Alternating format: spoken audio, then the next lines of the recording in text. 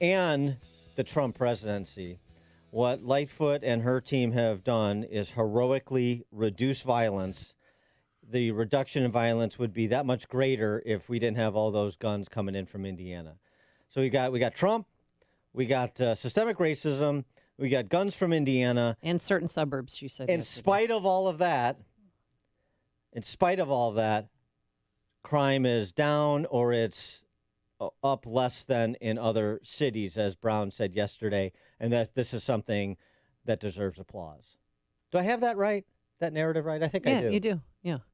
Instead of discussing ways to stop 104 people being shot, they said, "Well, we took 244 guns off the street. We arrested 86 people. We're doing our job."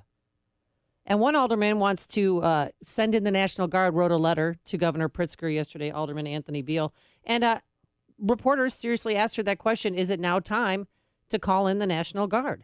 There are some, unfortunately, in the city council that don't want to work collaboratively, that don't come and provide, come to the briefings, work with the police department, but do like to grandstand, and unfortunately you all like to cover it. But I don't think I need to say any more about that. Oh, boy. Some harsh words. Dismissed out of hand. I mean, it's not the first time this has been suggested, and Tony Beale's not the first alderman to suggest it. But she is living in a tiny little glass house when she talks about grandstanding and being constructive. She's work with the police, collaborate with the police. She's the one that's been running around since she was on that police accountability oversight board thingamajig that was saying the police are systemically racist and we need a consent decree so that the federal government can monitor the Chicago Police Department from afar. And you see why the mess is what it is. For more on the topic, pleased to be joined by the aforesaid Anthony Beale, who's the 9th Ward Alderman, Southside Ward, that includes,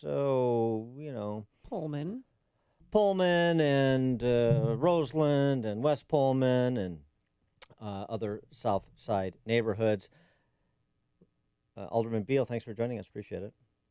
No problem. Thanks for having me. So your reaction to Lightfoot essentially saying, without naming you, that number one, your idea is not worth discussing. Number two, you come unprepared and you're not looking to work collaboratively with her in the police department. Well, let me just say that was the same rhetoric that we heard the day before the looting took place last year when the city was in total unrest. We tried to warn the mayor and the administration about what was about to happen, and we were totally dismissed.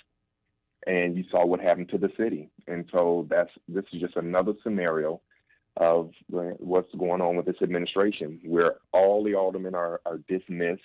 We're not consulted. We're not listened to about what's going on in the community. We work with our commanders more than anybody else.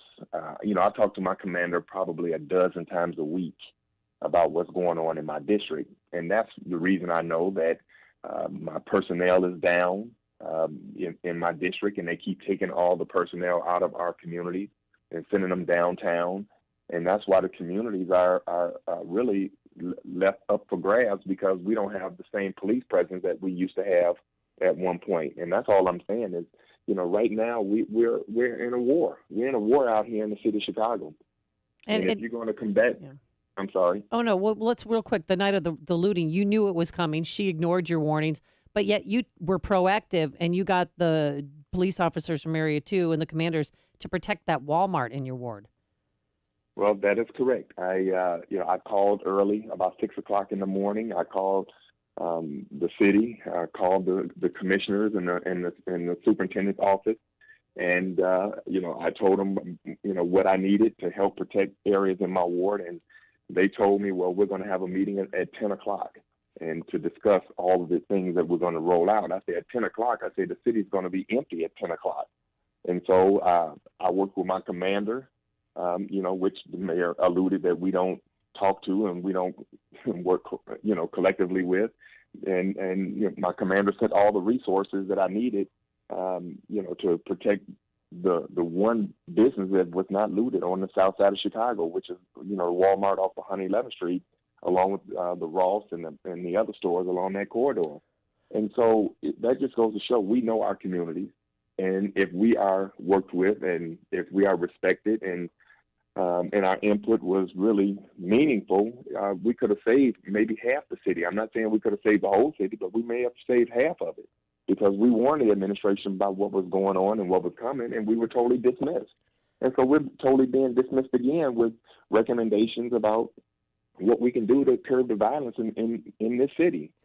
All I'm saying is let's bring in the National Guard temporarily, put them downtown, because every police district in the city of Chicago is giving police up to go downtown. And if you go downtown, you see police everywhere on every corner, but you see very little people. But the people in the communities are being left to fend for themselves. So I'm saying let's bring the National Guard in, put them downtown, secure downtown, working along with the police, put those police back in the district where we need them the most. And if we put them back in the district, that will boost the presence in the communities where we need them the most. And then the third prong is we need to have a huge infusion of money towards violence interrupters. People on the street. We need to put people on the street that can relate to the people on the street, that can talk to the people on the street, and stop a lot of this back and forth. So this is a plan that I'm putting forward because evidently what's going on in the city right now, we don't have a plan other than the same playbook that's not working. Let's cancel off days, 12-hour shifts. We're working our officers to the bone. They're tired. You can see the fatigue every single day. So let's give them some relief. Let's get more presence in the community. And this is a plan, again, that I'm putting forward because right now the plan that's being put forward, whatever it is not working. The National Guard, they would be under the direction of the governor. And so why would the National Guard be empowered by these same politicians any more than they empower the Chicago Police Department? Is it really a personnel problem, or is it a civilian political leadership problem? Well, it's a combination of both. And right now, because I feel that we're in a war in the city of Chicago. When you look at nationally, over the holiday weekend, nationally, only 400 people were shot. 400 nationally, but 100 came out of the city of Chicago. So that's a problem. Right. That means we have something going on in this city that needs to be addressed. And if you have a problem like this that needs to be addressed, we need to do something drastic. This is nobody wants the National Guard. Nobody wants them in our communities, in our downtown business district. But we have to do something to stop the bloodshed in this city. People don't want to come to the city now. When you look at the news nationally, nobody wants to come to Chicago. That means that's going to hurt our economy. That's going to hurt people that are not only living here who are looking to move, but what are we doing to give people a peace of mind that, we're doing the best we can to stop what's happening in the city. The summer is just starting, and we need to do something. So some of the neighborhoods that you represent, Auburn, Gresham, Roseland, West Pullman, Washington Heights, some of the most violent in the city. Just some stats so far this year alone. 16 murdered, 65 shot, Auburn Gresham. 13 murdered, 61 shot, Roseland. 20 murdered, 52 shot, West Pullman. 8 murdered, 38 shot in Washington Heights. You've been the alderman there for 20 years. So what hasn't happened that should have? Well, let me just say this. Up until this superintendent started taking the police out of our area, if you look at the numbers we had last year and going back, crime was down 33% overall in the 5th district in area 2. 33%. Roseland was the only community out of the 15 most violent communities they claimed, was the only one out of the 15 that had a reduction in crime because we've been able to invest over the years over $1 billion of public-private investment. We've created over 1,700 jobs in the community. So we had a downward trend, and we were working along with Chicago Cred, who were spending about $10 million with violence interrupters in our community, working with Arnie Duncan and his group. All those things were working. I was showing a reduction in crime overall in my community. This superintendent comes in, restructures everything, takes all our resources out without consulting with us, and now you see the results of that. And so all I'm saying, this superintendent needs to understand, before he got here, we were less than 500 murders before he got here. Since he's got here with his bright ideas, now all of a sudden you see what's going on in the city. But you mentioned too that Mayor Lightfoot seems more concerned with the budget than with safety. Can you explain? Oh, absolutely. Well, we haven't hired any police, over the last 2 years. And a lot of people don't realize if you don't hire police, you're saving overall in the budget. There were 600 police positions in the police budget that were eliminated in last year's budget. That stuff is being swept under the rug where people don't realize what's happening. So there was systemically or strategically 600 positions eliminated out of the police's budget in order to save money overall. We're not hiring police. We're saying we're blaming it on COVID. Well, you know what? You could have put people in a bubble and put them in the academy. If the NBA could have still had their season being in a bubble, if we needed police in a large level, we could have put police in a bubble. We were already renting half the hotels downtown because we thought we were going to need the hotels. We could have put people in the academy in a bubble and put them up in a hotel while we're getting them through the academy. We could have been, we didn't think outside the box. And so that's what's frustrating. We spend $66 million redoing McCormick, and only 28 people went through McCormick. That was a huge waste of resources. But again, when you're not listened to, when you're not respected, when you're talked down to, when you're called names and totally dismissed at every level, this is what you get. Hey, this is what you get. Welcome to the party, Tony Beale. Called names, dismissed. So what about systemic racism? The police are systemically racist, according to Lightfoot. The city, the state, the country. She's not respected because she's a lesbian. The Western Hemisphere is systemically racist. What about the systemic racist argument? Well, let me just say this. This is classic Donald Trump playbook. Let me blurt stuff out, get you all off looking over left so you don't look over what's going on over on the right side. And that's exactly what this administration continues to do. Blurt stuff out to get the attention off of the real substance about what's going on. And with the real substance of what's going on is the inability, not capable of running this city. So would you support a no confidence vote in Mayor Lightfoot and Chief Brown? Absolutely. Absolutely. We had that teed up last week at the last city council meeting, but we withdrew it because the superintendent he came before the body at the special meeting. And under my questioning for the superintendent, I'm giving him suggestions about what's going on. And he's looking up at the sky, totally dismissing me, rolling his eyes. And then he says, well, he tells me, I'm trying to keep from laughing. There's nothing funny about this. What about There's nothing funny about this. What about your constituents? Obviously, you represent a majority black ward. What do they say about Lightfoot? She spends a lot of time talking about black and brown people, talking about identity politics. How's that playing? Well, let me just say, I was one of the first 5 aldermen in the city of Chicago that supported this mayor. And so when you talk about, somebody who, really gave this administration a chance, really tried to embrace this administration. And when you saw all the things that happened when this administration came in, it all started at inauguration. When, all of a sudden we were told that we're going to take the alderman's authority away from them. We're not going to listen to the alderman. We're going to just continue to do what we need to do and not worry about, what the aldermen want. And it's a new day. Well, how's that working for you? And they had a big opening of the new indoor track facility yesterday in Gately Park, but you weren't there, Alderman Beale. Why not? Well, the Gately Park is not in my ward, and it's just on the outside of my ward. And Michelle Harris did a great job working with Rahm Emanuel to get that facility up and running. That was a $60 million facility that, Alderman Harris and let me tell you, Rahm Emanuel was a big driving force to get that track up and going. He talked to Melanie Hopkins and got the first $10 million and got, I think, $40 million from the state. And so, he did. I think he did a wonderful job getting that facility up and going. And unfortunately, that it is a great facility, but it's not in my ward. Mm.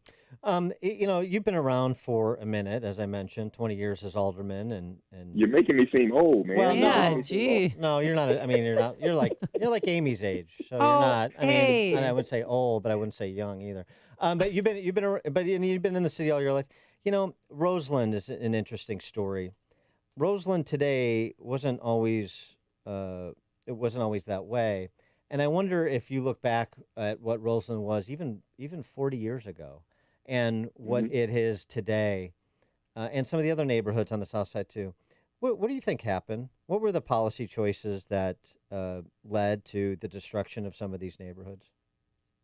Well, when you look at what happened historically, malls came into the area where you had the big shopping malls. And now you see big shopping malls are not even working anymore because now you have the Amazon and you have the Walmarts and the Targets of the world. And so over time, when you have business districts where people shop and then things change and evolve, you have certain areas that become basically deserts because of the transition. So Roseland went through a transition and nothing was done over the years to stop the transition or to adjust to the transition. And so I've been able to do is... Sorry to interrupt, but what preempted the transition, would you say? Because Roseland, I'm referring to the Roseland when it was a middle-class Black community. Mm-hmm.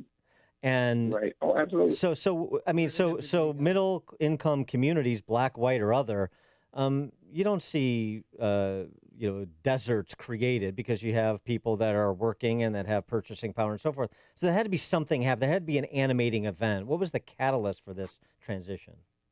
Well, I can tell you when the Gately's People Store left, Jewel Osco left. We had a Jewel on 103rd in between Prairie and Indiana, and so. We had that. We had the Gately's People Store. We had different shopping stores. And over the years, those stores just went out of business. And when they went out of business, then the jobs left the area. And so when all the jobs leave the area, you really are left, struggling to have your community rebound. And that's what happened. Ryerson Steel closed down. They employed thousands and thousands of people at Ryerson Steel. Mm-hmm. They left the community. And so all the shopping malls, everything that I've been able to build is on the land of the old Ryerson Steel. We purchased about 180 acres under the leadership of, it was Park National Bank at the time, Pullman Bank, then Park National Bank, and under the leadership of David Doig over at CNI. And the bank bought bought all that land. And that's why we've been able to bring the Walmart in, bring all the other stores in. So we have made the adjustment. And so there is a master plan that I'm working on now on Michigan Avenue between 110th and 115th in Michigan that I think will change the face of the South Side. But again, it's very hard working with this administration. It takes, working with the administration to pull off what I'm trying to do. And when you have an administration that doesn't think aldermen can bring deals to the table and don't think aldermen can do development and things like that, it makes it very challenging to rebound your community. Alderman Anthony Beale, 9th Ward, South Side. Alderman Beale, thanks for joining us. Appreciate it. No problem. Thanks for having me anytime. Thank you. And he joined us on our turnkey.pro answer line. It's news, opinion, insight. This is Chicago's Morning Answer on AM 560. The Answer. The Lou Dobbs Financial Report is brought to you by Signature Bank, helping local businesses succeed. Visit signaturebank.bank for your commercial banking needs. I'm Lou Dobbs. Grocery stores are stockpiling meat and sugar. Wall Street firms cracking down on employees who aren't returning to the office. Teenagers filling jobs at higher pay. Those stories next. I'm Lou Dobbs, and as you know, my friend Mike Lindell has a passion to help everyone get the best sleep of your life. He didn't stop by simply creating the best pillow. Mike created the new Giza Dream bed sheets. They look and feel great, which means an even better night's sleep for me, which is crucial for my busy schedule. Mike found the world's best cotton, called Giza. It's ultra soft and breathable, but extremely durable. Mike's Giza sheets come with a 60-day money-back guarantee and a 10-year warranty. The first night you sleep on the Giza sheets, you will never want want to sleep on anything else. Giza Dream Sheets coming up.